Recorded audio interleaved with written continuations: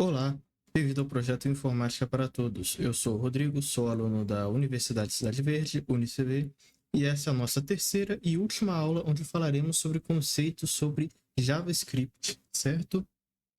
Aqui na minha tela eu tenho um projeto experimental que eu desenvolvi apenas para aplicarmos, podemos ver esses conceitos na prática, né? E o projeto ficou da seguinte maneira.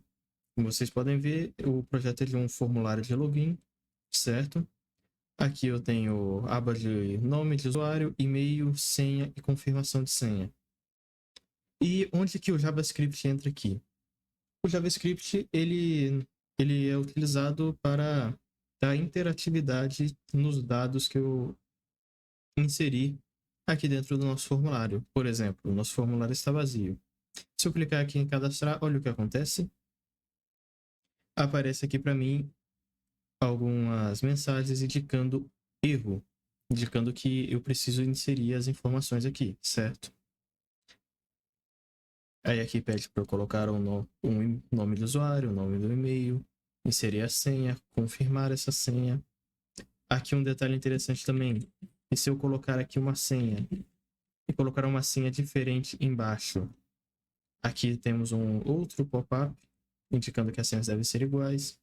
Temos aqui uma outra mensagem indicando que a senha deve ter mais de 8 caracteres, 8 dígitos, certo? Tudo isso nós realizamos utilizando o JavaScript. E eu mostrarei como funciona nessa aula agora. Aqui eu tenho o projeto HTML desse formulário, certo?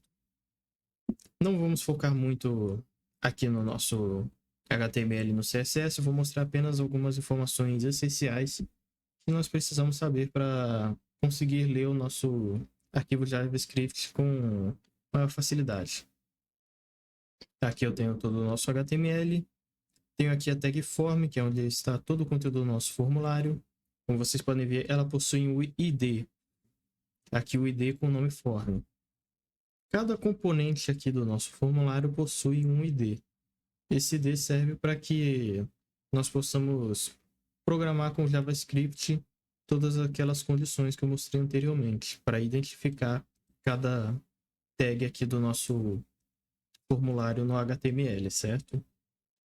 Então, todos os inputs aqui possuem o seu ID, como vocês podem ver.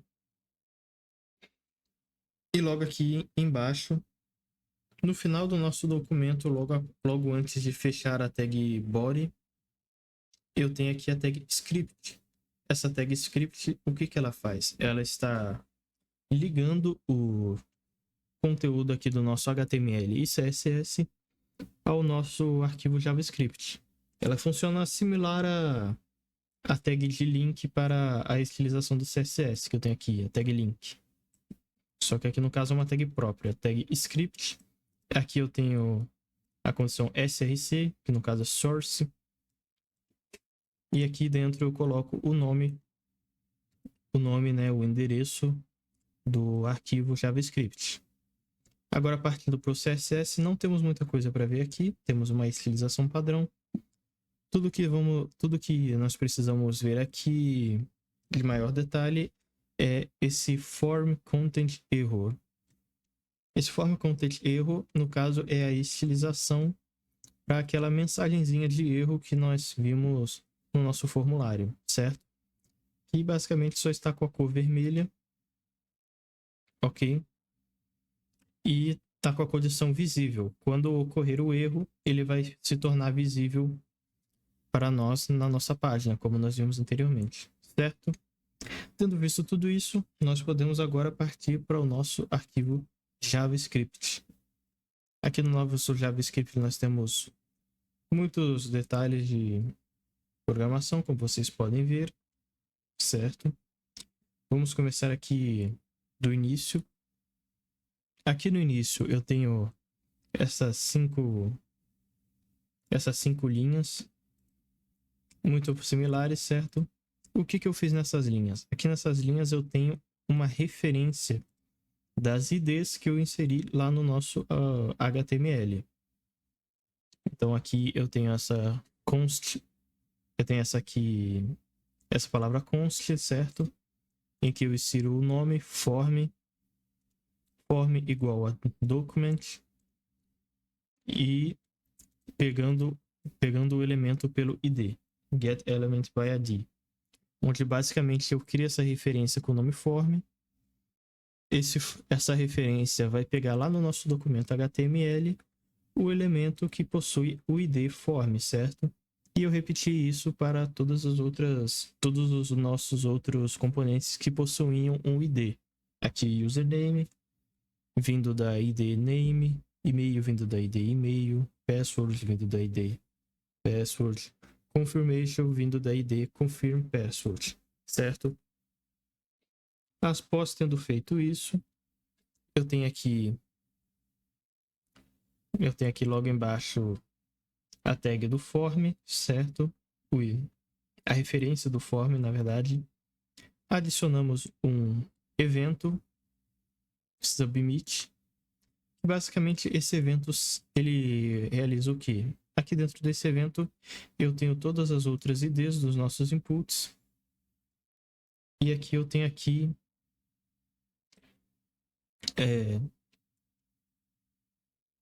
adicionando aqui a condição de checar esses inputs. Basicamente, isso serve para basicamente isso checaria a informação que nós adicionamos no nosso formulário, certo?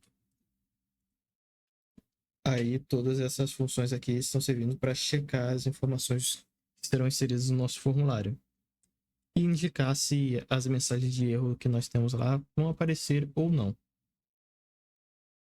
Aí aqui embaixo nós temos a nossa tag function, certo? Nós temos uma tag function para cada um dos nossos inputs. Nós aqui temos uma function checando o nosso input username, certo? Onde, basicamente, aqui na nossa constância nós temos que ela vai checar o valor do username, checar o valor que foi inserido dentro dele. E aqui nós temos as nossas condições. Temos a condição if e a condição else.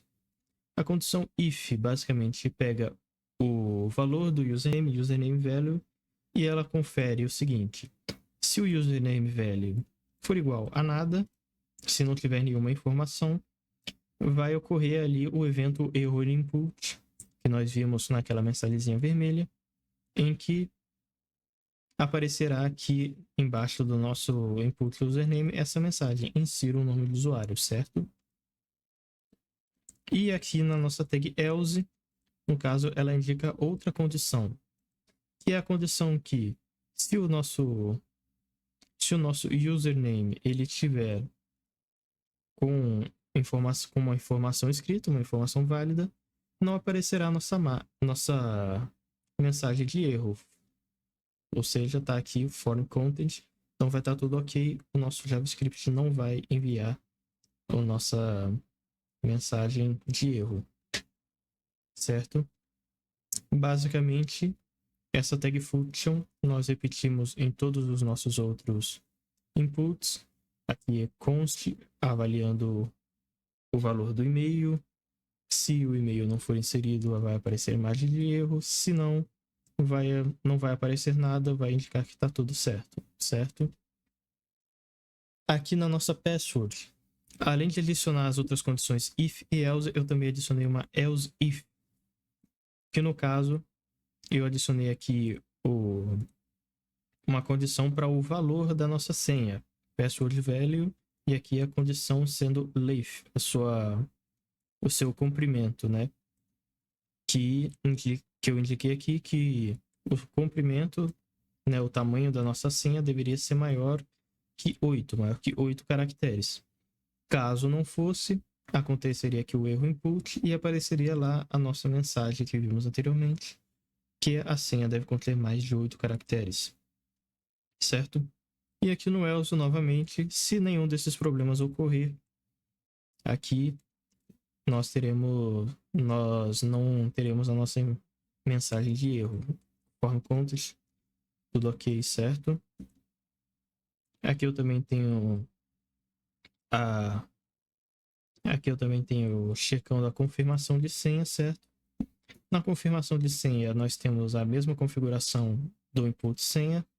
No entanto, eu insiro aqui dois valores para a nossa função conferir.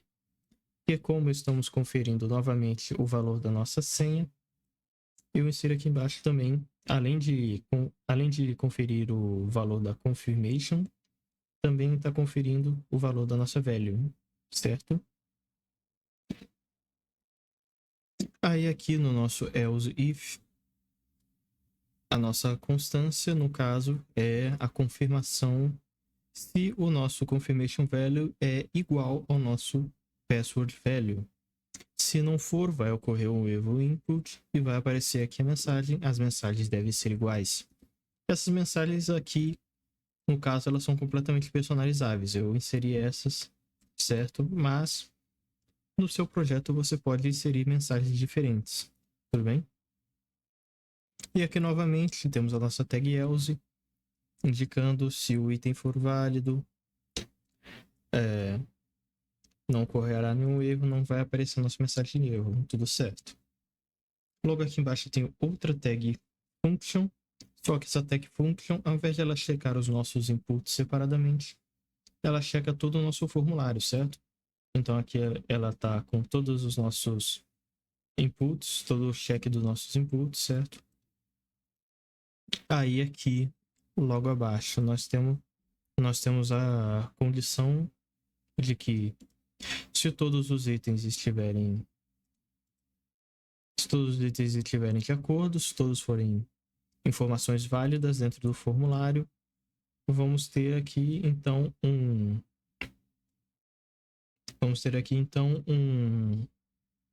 alerta indicando que o cadastro foi realizado com sucesso, certo? Aqui indicando se for válido, né? Is valid, if is valid, aparecerá o alerta cadastro realizado com sucesso. E aqui no final, se vocês se lembram lá no nosso CSS, eu tenho a classe form content error, que no caso ela não está no nosso HTML, porque eu insiro ela aqui dentro do nosso JavaScript. Ou seja, o que ela faz? Ela basicamente, quando ocorre um erro, certo? Quando ocorre aqui o error input, que aqui no caso temos o input e a mensagem, né? A mensagem de erro que aparece. Então, se não ocorrer aqui configurando o nosso erro input, certo? Vai aparecer aqui a nossa mensagem identificada por A, que é a tag do nosso HTML.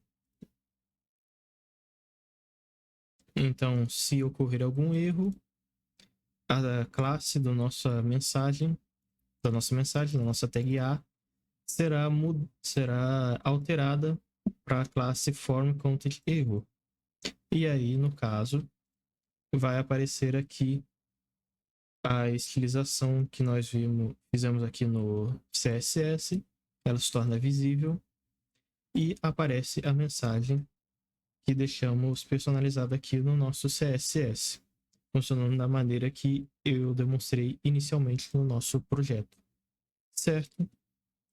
Este era o conteúdo que nós tínhamos para a aula de hoje. Muito obrigado por ter acompanhado todo o projeto até aqui. Lembre-se de deixar o seu feedback aqui embaixo nos comentários. Muito obrigado por ter assistido até aqui, ter me acompanhado durante esse projeto e nos vemos na próxima. Até!